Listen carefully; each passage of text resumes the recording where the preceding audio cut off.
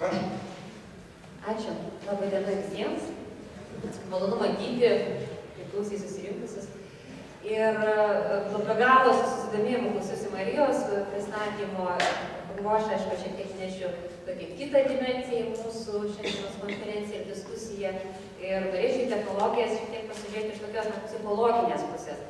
Aišku, tai nuo ko pradėjo gerbiama Marija, tai buvo nuo tokio būtent technologijų poveikio ar informacijos poveikio, būtent psichologinio, kokį psichologinį poveikį daro vaikams technologijos, tai su kuo jie susiduria, skaitydami pačią įvairiausią informaciją. Aš atstovauju vaikų liniją, tai yra emocinės paramos tarnyba skirta vaikams ir paaugliams iki 18 metų.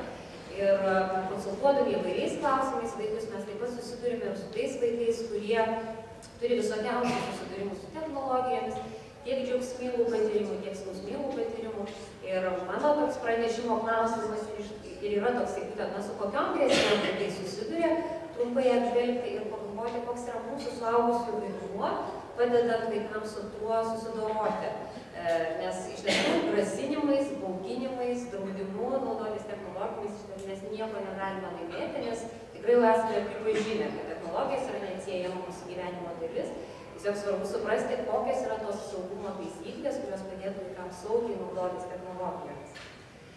Tai pradėsiu nuo minties apie tai, kad kuomet suaugę galvoja apie vaikų ir technologijų draugystę, atsakydama technologijos turėjo omeny įvairiausius dalykus. Tai yra ir internetas, ir mobilieji renginiai, ir planšetės, visą tai, ką galima veikti kompiuteryje, kompiuteriniai žaidimai ir taip toliau. Paprastai suaugę išgyvena įvairiausias emocijas. Ir vieni suaugusieji labai jomis žavisi. Vaikams nuo pat jauniausio amžiaus rodo tam tikrus filmukus, leidžia žaisti žaidimus, ugdo juos naudodami technologijas. Kita grupė suaugusiųjų, kaip tik priešingai, nenori jas nuneigti, sakyti, kad labai negerai yra tos technologijos, reikia vaikus labai griežtai saugoti nuo jų, duoti tik tai kuo vėlesnėme amžiuje. Dar kiti būna padėjuoja, kad iš tiesų mūsų laikais buvo geriau, galbūt, negu iš dabar yra tiek informacijos, kaip iki tiek laiko leidžia internete. Bet, susitaikus tuo, kad ką padarysi, dabar tokia jau yra ta realybė.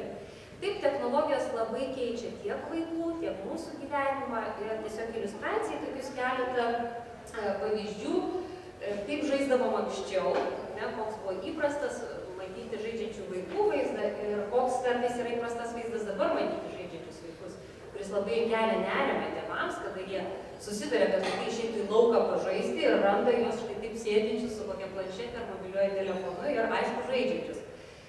Kaip vaikai piešia.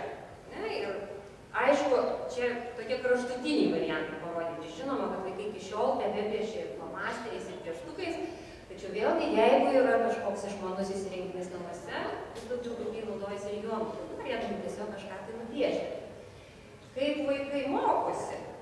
Ir tai jau yra tokia mokyklos kasdienybė, ar ne? Ir anksčiau buvo labai aišku, vidiniai suolai, mokytojas, sąsiuviniai, pieštukas, rašiklis. Dabar mes turime žymiai platesnį spektrą visokiausių priemonių, kurias galime naudoti mokymėsi ir būtent technologijų, kurios gali padėti. Bet žinoma, tai veikia ne tik vaikų, technologijos veikia ne tik vaikų gyvenimą, bet ir apskritai mūsų gyvenimą. Taip atrodydavo šeimos pietus ar vakaras kadaise, taip atrodo šeimos vakaras po vakarienės šiuo metu. Ne, kada kiekvienas turi savo technikos prietaisą ir kažką prie jo veikia. Taip ir buvimas kartu, bet labai technologizuotas. Na ir žinoma, mes suaugusieji. Žinom, kad dirbame jau nebe taip, kaip dirbome anksčiau. Ir kalbant dabar su mažais vaikais, tėvai tikrai labai dažnai pasako daugybę istorijų, kad kaip vaikai maži vaizduoja, kad jie išeina į darbą, tai vaizduoja, kad sėdi prie kompiuterio. Nes jiems suprasti, ką ten mama ar tėtis veikia darbe, kartais darosi labai sudėtinga, nes vienintelis vaizdas, kurį jie mato dirbančio mamos arba tėčio, tai yra sėdint prie kompiuterio. Na, bent jau dalies vaikų tai iš tikrųjų. Taip, technologijos vaikams yra labai įdomios, labai patrauklios, nes jos siūlo daugybę įdomių ir patrauklių dalykų, kurie būtent vaikystės amžiuje, tiek ankstyvojoje, tiek vidurinėje vaikystėje, tiek paauglystėje yra aktualūs. Tai yra ir interaktyvus turinys, kuris yra greitai besikeičiantis ir gali pradėti vieną veiklą, paskui pereiti prie kitos, tiek pakankamai didelis greitis, kuris kiekvieniems vaikams yra labai įdomus ir patrauklus, tiek galimybės išbandyti save tokiose situacijose, niekada neatsidurtume, jeigu mes kalbame apie kompiuterinius žaidimus. Tai tiesų vaikai gali susitapatinti su kažkokiu personažu, bandyti tam tikrą elgesį, pasižiūrėti, kas už tą elgesį nutinka. Tai tikrai technologijos siūlo daugybę dalykų, bet to, kad dar vaikai patys irgi mini ir labai taip sąmoningai ir reflektuoja, ypatingai vyresnio amžiaus, kad taip pat technologijos jiems padeda ne tik geriau susipažinti su realybė, bet ir pabėgti nuo tam tikros realybės, kuri tuo metu yra nedžiuginanti. Tai mes esame iš tiesų sulaukę ne vieno ten skambučių ir laiškų iš vaikų, kurie pasakoja, kad tėvai labai juos baudžia ar bara, gal teisingiau pasakykime, už tai, kad jie daug laiko praleidžia prie kompiuterio, užsiimdami tokia gal ne visai prasminga veikla, kuri tėvams atrodo. Bet vaikai sako, bet man tai padeda nusiraminti, kai man yra labai bloga, kai man yra negera, aš noriu tenai būti, nes ten aš pasijuntu geriau. Tai ar iš tikrųjų tas pokytis yra taip blogai, kaip sako mano tėvai, jeigu aš tuo metu iš tiesų jaučiuosi daug ramesnis ir geriau, nes man yra liūdna, ar yra kažkokių tai sunkumų gyvenime. Tai iš tikrųjų, technologijos toks labai spektras, kame vaikai gali naudoti technologijas, yra labai platus ir aišku, galimybių jie atranda ten pačių įvairiausių. Žinoma, yra kita pusė, apie kurią mes daug diskutuojame, kalbame suaugusiai, tai yra tos grėsmės, su kuriamis susiduria vaikai ir kurios dažniausiai turi tam tikrų psichologinių pasiekmių vaikui. Ir iš tų grėsmių čia sąrašas tikrai nebaigtinis, būtų galima daug kalbėti ir daug pateikti. Tai yra ir elektroninės patyčios, kurios vyksta, keliasi iš realios erdvės į virtualią erdvę. Ir seksualizuotas ar kitoks perteiktas savęs reprezentavimas, tarkim, socialinėse tinkluose, kuriuose vaikai leidžia daug laiko. Ir tam tikrai specifiniai tokie grėsmės, kurios nežinau, kiek tarkim jums yra girdėta, keršto pornografija yra toks dalykas. Iš tiesų, pasaulinėme tarptautinėse tinkle organizacijų, kurios rūpinasi vaikų saugesniu elgesiu internete, daug diskutuojama apie vis naujas grėsmės, kurios iškyla. Ir jeigu anksčiau mes tiesiog kalbėjom apie tai, kad yra vaikai kartais, vaikai, jaunimas, nufotografuoja save tam tikrų, tarkim, seksualizuotų būdų ir tai prideda į socialinius tinklus ir tai yra tokia grėsmė vadinamoji sekstingas. Ir dabar mes kalbam jau iš sekstingo sekančias kitas tokias negatyvias pasekmes, tai yra ta nuotrauka arba tam tikras intymias nuotraukas, vaiko draugas, paauglio dažniau būna draugas arba draugė paviešina tam tikrose vietose, norėdami atkeršyti ir aišku, ta informacija tampa labai vieša, labai matoma ir vaiko paauglio reputacija būna labai pažeidžiama tuo momentu. Viliojimas, žalingas turinys, su kuriuo gali susidurti vaikas, priklausomybė nuo technologijų, tai kaip ir minėjau, tikrai yra daugybė grėsmių, apie vienas mes jau esame diskutavę daugiau. Porą iš jų aš norėčiau gal tai paminėti, kaip iš tokių gal naujesnių, kurias ir mes taip domimės ir bandom suprasti, ką jos reiškia vaikams ir kaip mes suaugusiai galėtume padėti. 2011 metais buvo atliktas tyrimas, iš tiesų neturiu labai naujų tyrimų, kuriuos galėčiau pristatyti, tai pristatau tai, ką šiuo metu turiu ir kas yra prieinama, buvo tyrinėjami įvairių šalių vaikų elgesys internete. Ir Lietuvos vaikai, tai yra nuo 9 iki 16 metų amžiaus vaikai buvo apklausti. Lietuvos vaikai yra vertinami kaip didelio naudojimo, aukštos rizikos grupė. Tai reiškia vaikai, kurie internete praleidžia ganėtinai daug laiko ir susiduria su daugybė grėsmių, aišku, atitinkamai patys kritiškai nevertindami esamos situacijos ir patys įsiveldami į tas pavojingas situacijas. Pavyzdžiui, labai nemažai vaikų dalinasi kažkokia asmeninė informacija su nepažįstamais žmonėmis arba su tais žmonėmis, su kuriais jie pažįstami tik tai internete. Nemaža dalis vaikų eina susitikti su tais žmonėmis, su kuriais jie susipažino tik tai internete. Tai vad sumuojant štai tokias grėsmes, kurias įsivelia mūsų Lietuvos vaikai, mes atsiduriam iš visų įvairiausių Europos šalių prie tų, kurie iš tiesų esame aukštoje rizikos grupėje. Tai labai trumpai noriu tiesiog paminėti apie gal porą tokių elgesių vaikų, kurie viena vertus mes, pavyzdžiui, pats terminas sekstingas, jis yra tikrai labai nelietuviškas ir mes vis dar nerandam tokio tinkamo lietuviško termino, kaip tą pavadinti, jis yra atsiradęs nuo, yra kitas žodis angliškas tekstingas, nes sekstingas tai yra apibūdina elgesį, kuomet yra dalymas į kažkokią asmeninę seksualinę patirtimį arba seksualiniais vaizdais, intymiais vaizdais, naudojantis technologijomis. Tai iš tiesų tos visokios asmenukės, kai vaikai fotografuoja arba paaugliai fotografuoja save, yra labai įprastas dalykas. Bėda atsiranda tame, kai vaikai save pateikia labai seksualizuotų būdų tai įdeda į savo socialinius tinklus, nepagalvodami, jog tai gali gadinti jų reputaciją. Pavasarį turėjau galimybę bendrauti su paaugliais seminarų metu. Jie nežino šito termino. Kai aš paklausiu, kas yra sextingas, jie sako, mes nieko apie tai nesam girdėję. Bet kai aš papasakoju apie tai, kas tai yra, pasipila istorijas viena po kitos. Kaip jie matė, kaip viena, tarkim, mokyklos mergaitė įdėjo savo nuotraukas, jos paplito po visą mokyklą, kaip kas vyko po to, kad iš tiesų šitas elgesys jis yra vaikų tarpe ir jisai kelia grėsmę tiek jiems, tiek atitinkamai, aišku, ta informacija lieka internete ir kelia grėsmę jų reputacijai ir ateityje. Tai kalbant apie kaip tas atrodo, ar nes sextingas, tai yra tokie ir panašus vaizdeliai, kuriuos aš manau, panaršydami, tarkim, socialiniuose tinkluose, tai tikrai galime susidurti. Ir lietuviškas kontekstas, jis nėra dramatiškas, bet jau apklausų prasme, kad jis lyg ir nėra labai didelis procentas vaikų, kurie sako, kad susidūrė su tokia informacija, kad matė, tarkim, savo kažkokių bendramžių, apsinuoginusių bendramžių nuotraukas arba patys siuntinėjo, bet kaip ir minėjau, paprastai vaikams tikrai tai yra žinomas elgesys ir paaugliai tikrai turi ką papasakoti, praktiškai, kiekvienoje mokykloje tikriausiai atrastų, kas papasakotų istorijas apie tai, kaip tokios nuotraukos buvo išplatintos. Ir kaip minėjau, tai tokia bendresnė gal užsienio statistika, tai yra apie 15% yra, dabar kad nesumeluočiau, nuo 11 iki 20% paauglių yra siuntę ar įdėję į internetą savo tokių nuogų ar pusiau nuogų nuotraukų, tai iki 5% vaikų, ar ne, tarptautinių tyrimų rodo. Ir aišku, atitinkamas procentas jie gauna tokias nuotraukas iš savo pažįstamų, tarkim, artimesnių ar tolimesnių žmonių. Ir iš sextingo seka, kaip minėjau, kita problema, kad kai paaugliai nori pateikti save kažkokiu seksualizuotu būdu, kartais jie daro viešai socialiniuose tinkluose, kartais jie tuo dalinasi tik tai su savo tuometiniu, tarkim, draugu, vaikinu ar mergina. Tai atsiranda bėda tame, kad kai žmonės susipyksta, išsiskiria, tai intimi informacija yra paviešinama. Ir tarkim, Lietuvoje aš bandžiau paieškoti įvairiausiose formuose, kai kur galima aptikti, kad yra įdėtas čia mano buvusioji mergina arba mano buvusysis ir tai yra įdėtos kažkokios intimios nuotraukos.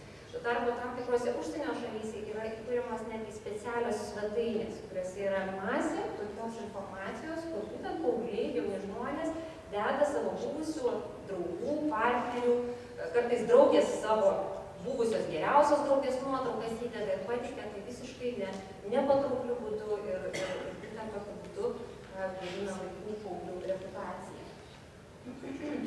Ir dar vieną tokį naują dalyką, apie aspektą norėčiau kadangi apie elektroninės patyčias, apie viliojimą, vaikų priklausomybę, tai ir kaip yra daug diskutuojama ir diskutuota, kad technologijos taip pat labai prisideda prie tam tikros informacijos apie savęs žalojimą, apie valgymo sutrikimus, platinimo, prieinamumo ir kad iš tiesų vis populiarėja tampa problema, kad paaugliai internetą, technologijas naudoja tam, kad palaikytų tam tikrus iš tiesų labai žalingas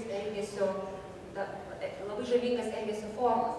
Tai iš tiesų mes lietuvių kalba, tarkim, ieškodama, aš radau vieną tokią visai įspūdingą blogą. Žinot, kad vaikai, paaugliai turi galimybę rašyti blogus, gali daryti video blogus, kuomet yra dedama įvairiausia informacija. Vadinasi, mergina turi randu, kurioje jinai dalinasi informaciją apie savęs, kaip jinai save žaloja, dėl ko taip atsitinka, kas vyksta po to, kai jinai save, kai sužaloja save, kaip jinai tuomet jaučiasi. Ir darytum, sakytum, tas blogas yra lyg ir skirtas tokiam bendraminčių suradimui ir tokiam parodymui, kad su tuo kažkaip galima gyventi, kad savęs žalojimas tai yra tas elgesys, kuris taip jisai kažkaip savaip žalingas, bet padeda išbūti tam tikrus sunkius dalykus. Tačiau kartu tokia informacija prieinama internete, jinai prasideda ir prie skatinimo. Ir, tarkim, dar vienas iš tokių pavyzdžių, tai yra tam tikros yra ir įsikūrusios Facebooko bendruomenės, kurias irgi taip ir deklaruoja, kad jų tikslas yra ne propaguoti savęs žalojimą, bet padėti vienas kitam teikti pagalbą. Bet kai aš matau štai tokį viršelį, tokį vaizdą, aš iš tiesų negalvoju apie kažkokią pagalbą, aš labiau galvoju apie tai, kad taip, savęs žalojimas yra pateikiamas kaip visiškai adekvatus būdas spręsti problemas. Stebėdami vaikų linijos kreipimusi statistiką, mes iš tiesų matome, kad vis jaunėja amžius vaikų, kurie pasakoja apie savižalą. Jeigu mes anksčiau kalbėdavom, kad savęs žalojimas tai yra probleminis elgesys 15-16 metų paaugliams, dabar jis tampa problemišku nuo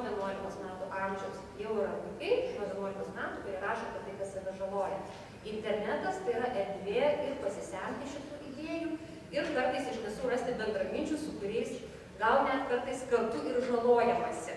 Kad iš tiesų tada tampa savęs žalojimas, nes toksai patrauklus elgesys, kurį galima taikyti.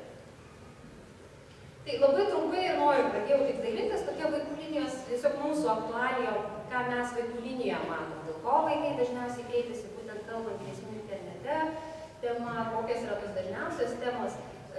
Nelabai daug skambina vaikų šiais klausimais, mes per metus sulaukėme praeitais metais maždaug 370 skambučių, tai tikrai nėra labai daug. Bet kita vertus džiugina, kad tas skaičius yra lyg ir augantis, tai panašu, kad vaikams vis aiškiau, kad jie gali mus kreiptis su šitais klausimais ir apie tai pasikalbėti. Ir dažniausiai dalykai, apie ką vaikai pasakoja, tai technologijų reikšmė, meilė, santykiai, seksualumas yra tokia problemos kategorija, gal jis skamba ir keistai, iš tiesų, kad vaikai rašo apie visokiausius santykius, kurie yra mezgami internete ir kaip jie su jais būna. Labai aktuali vieta yra elektroninės patyčios, viena iš tokių aktualesnių techniniai parametrai, kuomet jie klausia, kaip ką nustatyti, kokiam socialiniam tinkle, kad ten kažkas kažko nematytų, arba kaip pašalinti tam tikrą nuotrauką ir panašiai. Ir besaikis naudojimasis priklausomybė nuo interneto irgi yra viena iš minimų temų. Keletas tokių vaikų istorijų iliustravimui, kad įsivaizduotumėte, apie ką jie pasaka, tai 12-metė mergaitė pasakoja. Labas, kaip kiekvienas vaikas, aš turiu susikūrusi Facebooką, ten keliu savo nuotraukas. Tas nuotraukas visi apšmeižė ir dėl to mokykloje patiriu patyčias net iš geriausios draugės. Apie elektroninės patyčias. 15-metė mergina. Ankstesnės klasiokės prie manęs kabinėjasi. Jos sukūrė netikrą mano Instagram anketą, kur prikėlė daug mano nuotraukų ir šaipėsi. Tėvams apie tai papasakoti negaliu, nes mes vieni kitų nesuprantam, o kitų patikimų suaugusių žmonių nėra. Vaikams iš tiesų reikia pagalbos paaugliams tam tikrose situacijose ir tada jiems labai sunku, kai jie negali kreiptis į savo aplinkos suaugusiuosius. Vienoje interneto svetainėje gavau laišką iš 20-mečio vaikino. Jo pirmas klausimas buvo, ar norėčiau rašinėti su vyresniu. Mandagiai atsakyti, šiuo metu bendrauju tik su savo bendraamžiais. Man 11 metų. Tačiau jis iš karto pradėjo maldauti, kad susirašinėtume intimia tema. Mamai apie tai pasakoti bijau, nes žinau, kad ji pasibaisės ir gal net uždraus internetą.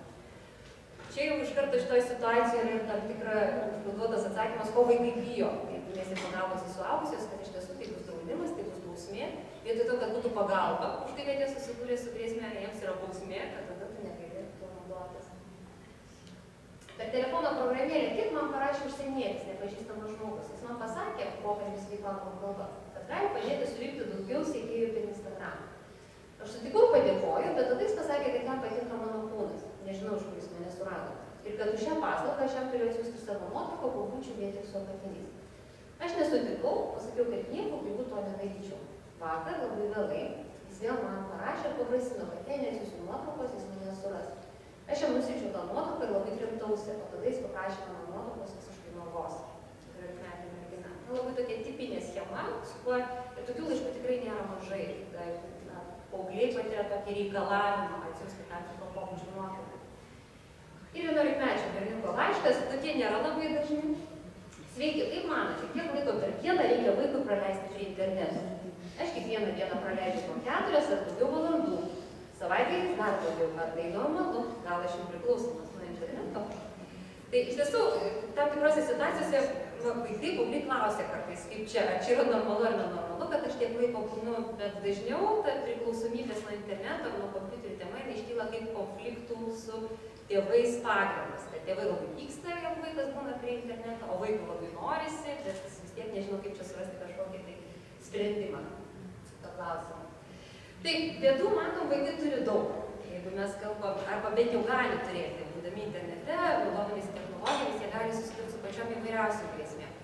Tai kuo suaugę gali padėti vaikams, koks tas būtų mūsų vaidmuo. Ir kaip pirmiausias dalykas, kuris yra labai svarbus, tai domėtis tiek technologijomis, tiek tuo, ką vaikai su jomis veikia.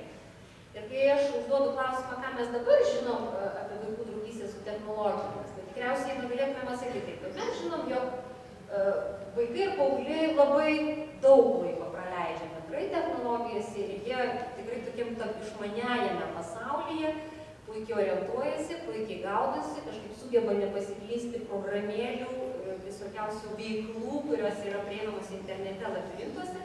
atrasti tai, kas jiems yra įdomiausia, sekti visas naujoves. Taip, jie iš tiesų yra labai technologizuoti, palyginus su mumis, su suaugusiais.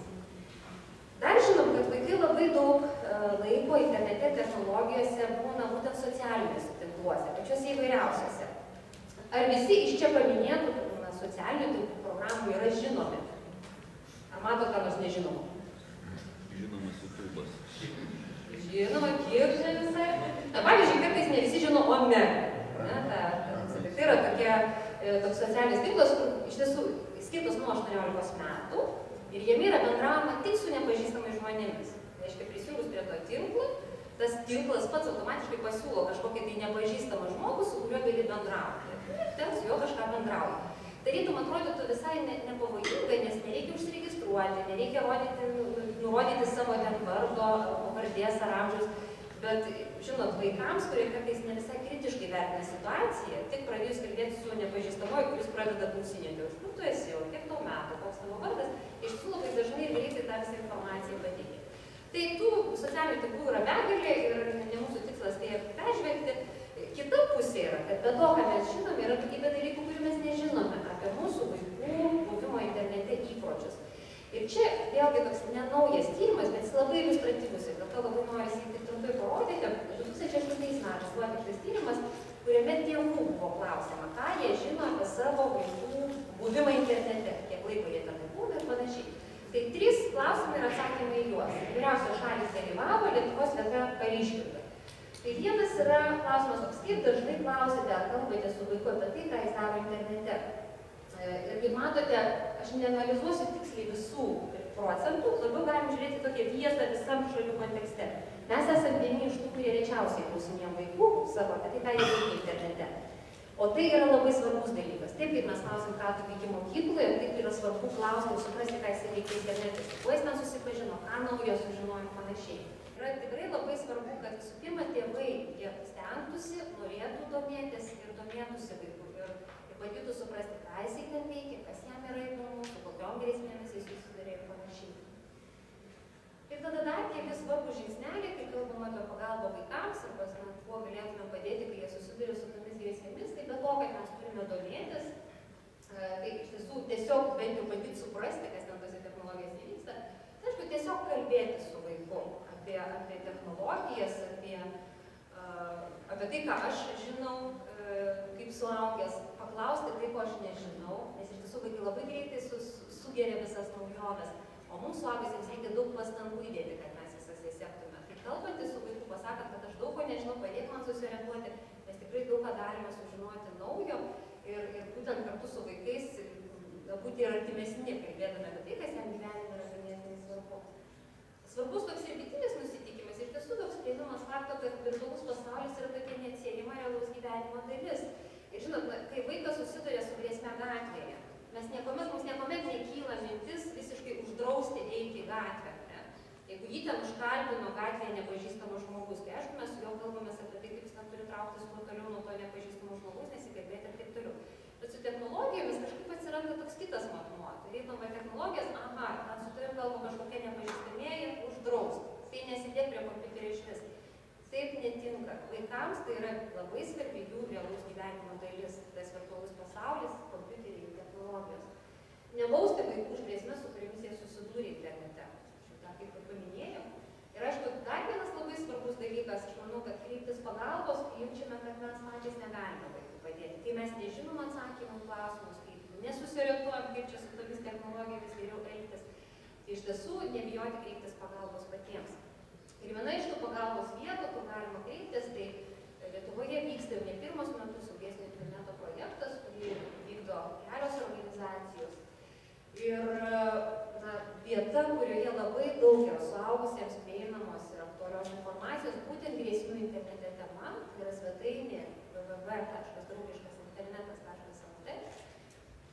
Ir aišku, kitas momentas, vaikų linija irgi jau 2-3 metai kviečia tėvus, suaugusius kreiptis pagalbos elektroniniu paštu. Mes neturim telefono linijos atidarytos suaugusiems, bet mes turime elektroninio pašto adresą, kuriuo kviečiame suaugusius kreiptis į mus, kai jiems kyla kažkokių tai klausimų bendraujant su vaikais. Ir turiu su liūdesiu pripažinti, kad mes per tos porą metų sulaukėm vos kelių laiškų. Nors atrodo informacija plačiai skleidžiame,